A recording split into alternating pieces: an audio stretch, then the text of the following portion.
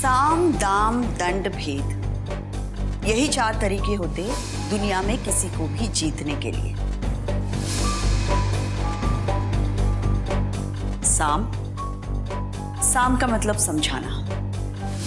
दाम, दाम का मतलब है पैसों से खरीद लेना। ये दोनों तरीके ठकराल हम सबके लिए अपना चुका है। और दंड, दंड का मतलब किसी को दुख पहुंचाना, मारना, परेशान करना।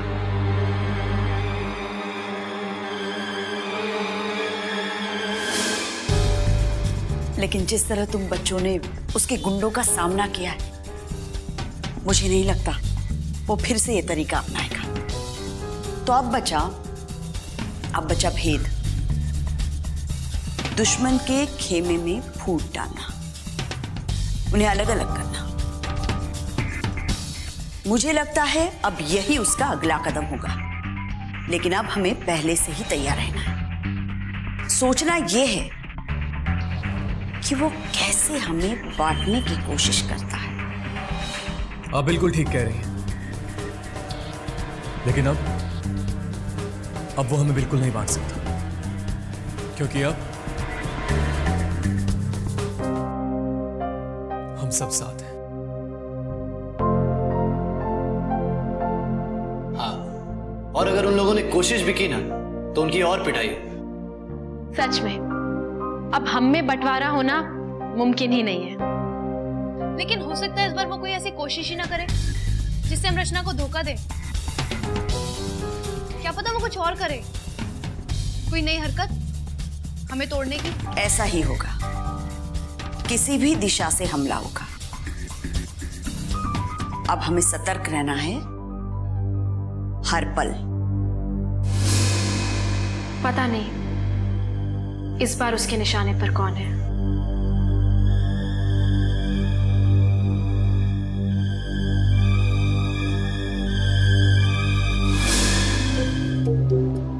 आपने बुलाया था सर। देखो, इस वक्त हम बहुत व्यस्त हैं, इसलिए सीधी और स्पष्ट बात करेंगे।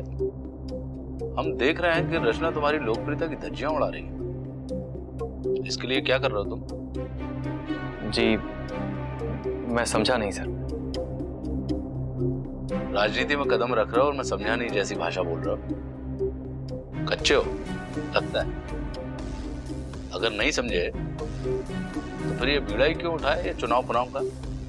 हाँ? छात्र नेता बनना चाहते हो? जी। कितना मन है? जी बहुत ज्यादा सर।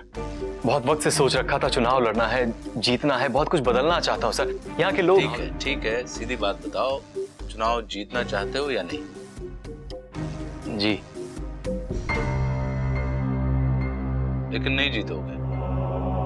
जिस तरह से तुम लड़खड़ा रहे हो ना, हमें पूरा यकीन है कि तुम नहीं जीतोगे। तुम्हें इस वक्त मदद की जरूरत है, हम दे सकते हैं, चाहिए? लेकिन वो तो ठीक नहीं होगा ना सर।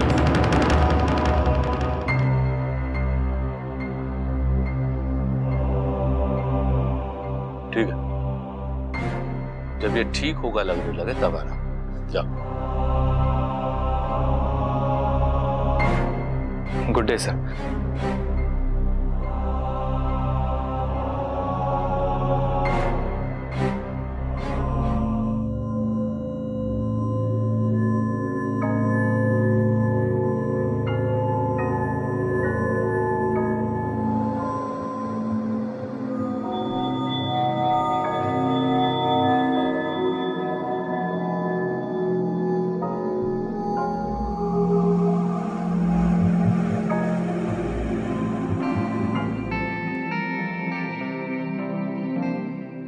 अरे ला, इसे यहाँ रख दे, नहीं तो हमेशा की तरह धोना शुरू कर दोगी। बहुत अच्छे लगते हैं ना ये सब काम। क्या हुआ? आपने बाहर कुछ देखा क्या? कोई पीछा कर रहा था क्या? नहीं, लेकिन उस रात क्लब में जो हुआ दो आदमी आए थे आपका फोटो लेकर, आपको ढूंढते हुए। उसके बाद मुझे पूरा यकीन हो चुका है कि ठकराल मेरे बहुत करीब पहुंच चुका है।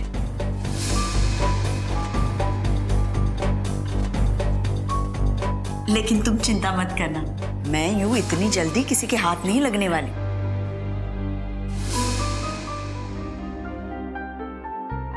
और तुम लोग इतने बहादुर हो तो मैं भी थोड़ी सी बहादुर बन ही सकती हूँ, है ना?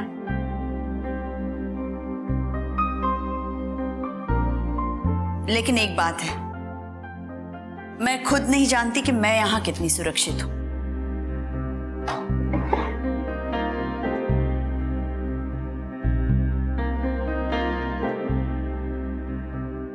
इसलिए मैंने ठकराल की लिस्ट की कॉपीज बनाई हैं।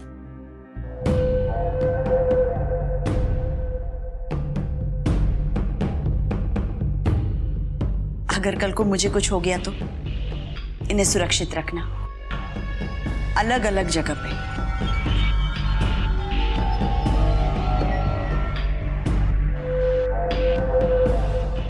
सुषमा जी,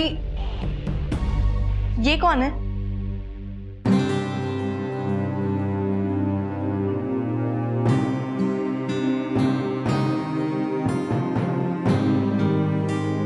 कोई नहीं।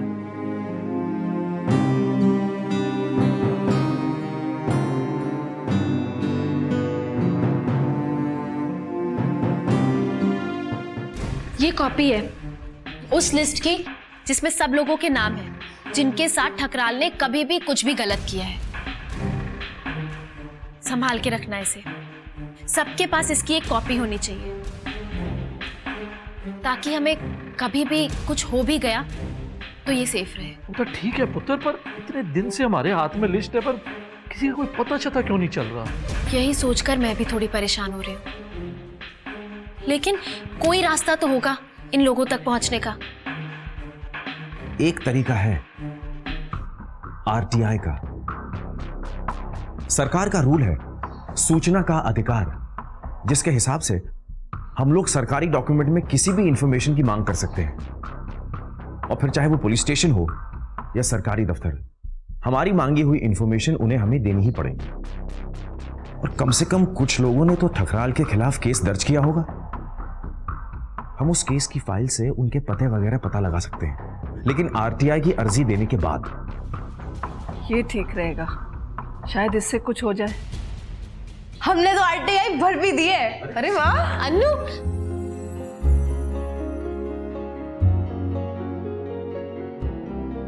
वो उस दिन जीत भैया ने ही बताया था इसके बारे में, तो मैं घर गई, मैंने पापा को बताया, और फिर अभी हम एप्लीकेशन भर के ही आ रहे हैं। अरे यहाँ तो सब पहले से ही इकट्ठे हैं। अरे वाह भाई, गवर्नमेंट ने तो कमाल का सिस्टम बना दिया है, किसी को मना करने की गुंजाइश ही नहीं है। बस अपना एप्लीकेशन भर दो, उन्हें आपको जानकारी देनी ही पड़ेगी। क्या बात है। और आपने अर्जी दर्ज कर भी दी। वाह भाई वाह, क्या बढ़िया शुरुआत हुई है सुबह की। अरे पूरी बात तो सुन लो। वो जो ऑफिसर था ना, पब्लिक इंफॉर्मेशन ऑफिसर, वो तो रचना का बैडमिंटन वाला फैन निकला,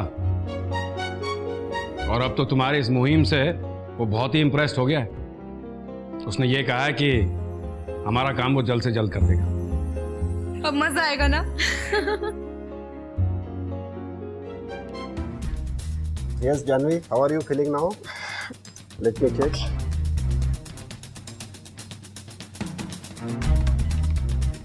चलो धीरे धीरे उठने की कोशिश करो,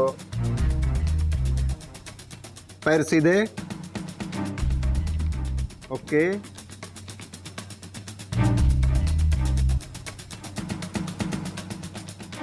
गुड। अब धीरे से ऊपर उठने की कोशिश करो।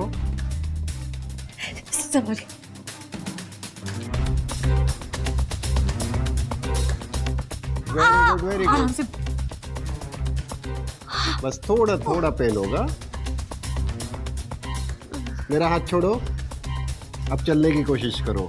हाँ, सिर्फ एक कदम रखो आगे।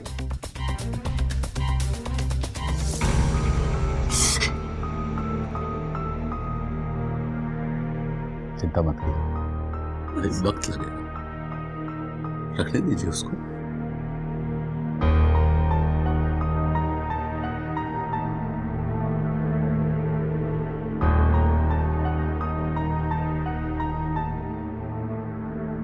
धीरे धीरे पैर ऊपर करो। Yes, that's good. चारे! ये क्या किया आपने?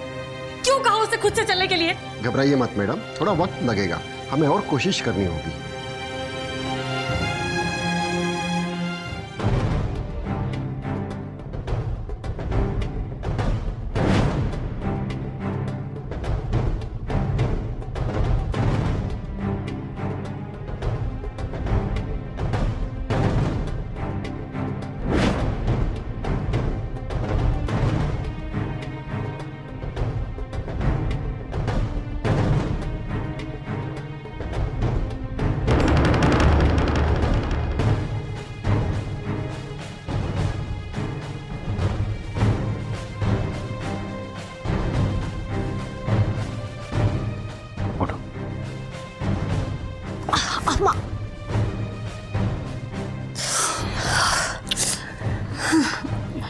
अभी किसी और चीज के बारे में मत सोचो बेटा, पहले ठीक हो जाओ। चलो, सिर्फ एक एक कदम।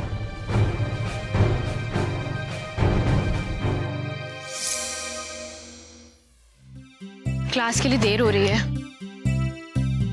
हाय रचना। हाय। हाय रचना। हाय रचना। हाय। वाह रचना, तू तो बहुत जल्दी इतनी फेमस हो गई। क्या बात है रचना, फैन फॉलोइंग। देखो उधर से भी आ रहे हैं मुस्कुराते हुए। ओके ओके ठीक है। हाय। बहुत हो गया, क्लास के लिए देर हो रही है। तुम्हारा क्या प्लान है? मेरा? You must be joking. मेरा क्या प्लान होगा? जब तक तुम्हारी क्लास खत्म नहीं होती तब तक यहीं कॉलेज की कैंटीन में बैठा रहूंगा। वहां बैठने से थोड़ा स्टूडेंट जैसा फील होता है। मोहित, हाँ? मैं क्या कह रही हूँ ना, क्या? तुम यही एडमिशन ले लो ना। वैसे भी अमेरिका वापस जाने वाले तो तुम लगते नहीं हो मोहित। हाँ, कम से कम तुम्हारे यहाँ एडमिशन लेने से मेरा एक वोट तो पक्का हो जाएगा। क्यों? जरूरी है कि मैं तुम्हें ही वोट दूं? हो सकता है मैं आदित्य को वोट दे दूं, वो भी अच्छा लड़का है ना? हाँ, वो बात तो है। चलो चल।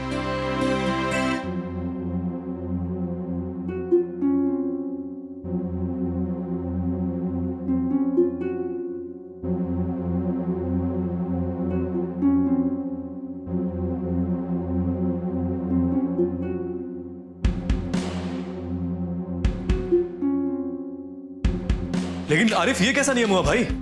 ऐसे कैसे हो सकता है?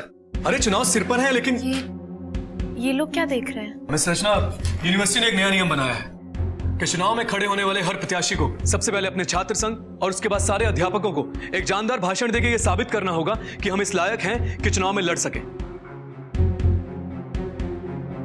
और यदि अध्यापक तब अनुमति देते हैं तो ही हर प्रत्याशी चुनाव में लड़ सकता है।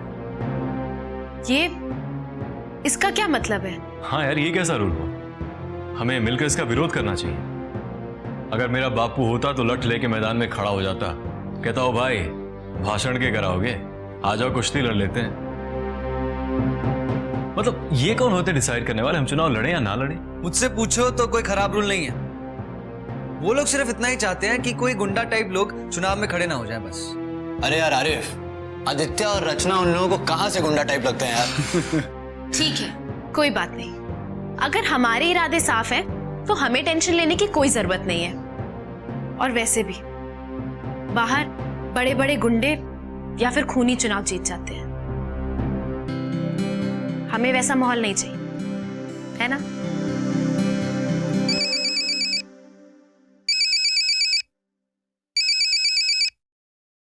हेलो, क्या सच में पापा? ये तो बहुत बड़ी खबर है। Thank you so much. मैं अभी जाके रचना को बताता हूँ। मुझे लगता है हमें अपने भाषण की तैयारी करनी चाहिए। All the best. Thank you. तुम्हें भी। वैसे उस दिन बहुत अच्छा बोली थी तुम। थैंक्स। Good luck. चल भाई।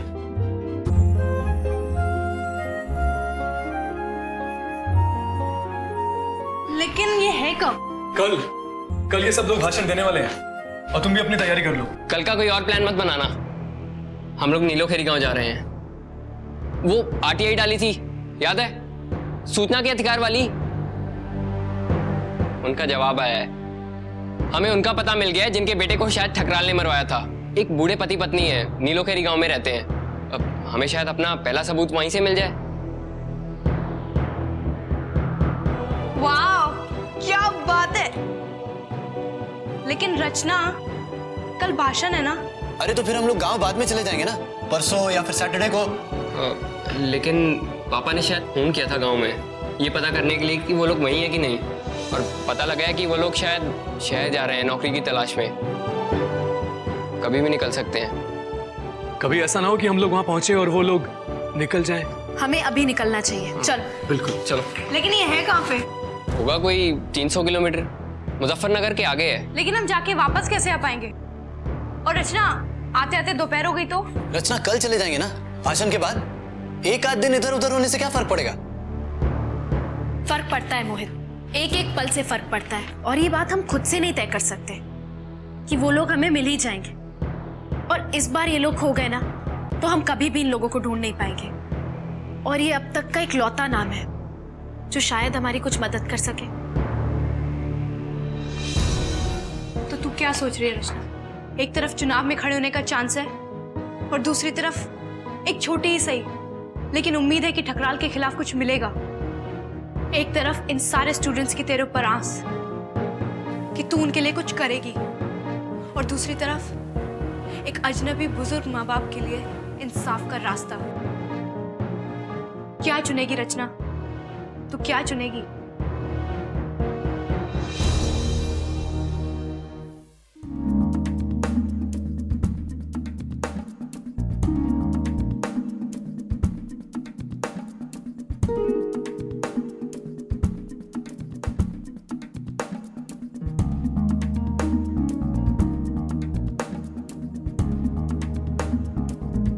उनसे पूछे।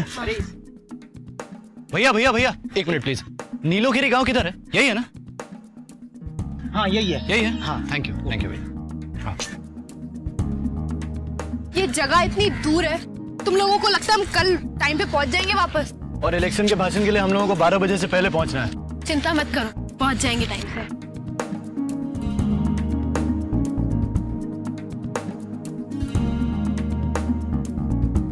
मुझे लगता है हमें यहाँ पर किसी से पूछ लेना चाहिए। कहाँ कोई है नहीं? भाई साहब, ये गोपाल का घर कहाँ पर है यहाँ पर? हाँ गोपाल का ना। हाँ बस यहीं से थोड़ा आगे। थैंक यू भैया, थैंक यू।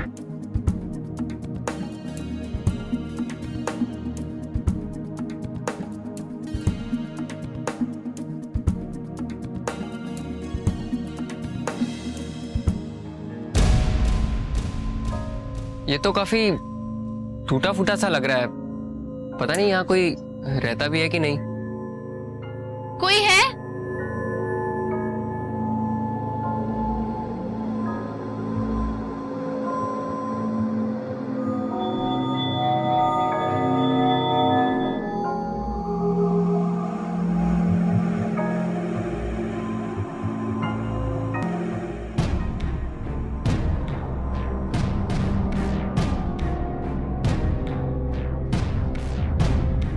कौन है आप लोग?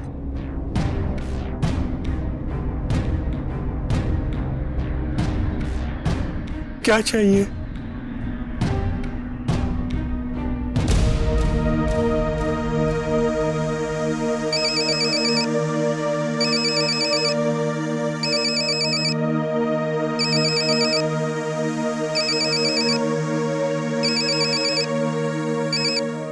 हेलो। हाँ मैडम, मैं रविंद्र गुप्ता, आपके क्लब से। जी कहिए। मैडम, मैंने अभी उन दोनों गुंडों को अंदर आते हुए देखा। मुझे लगता है मैडम इस बार वो मुझसे आपका पता निकलवाने की कोशिश करेंगे। उन्हें मेरे बारे में कुछ भी पता नहीं चलना चाहिए। मैं पूरी कोशिश करूंगा, नहीं बताऊंगा।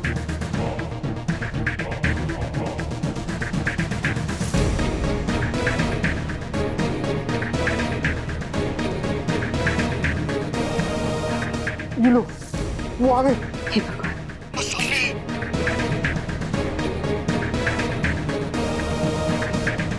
Hello hello hello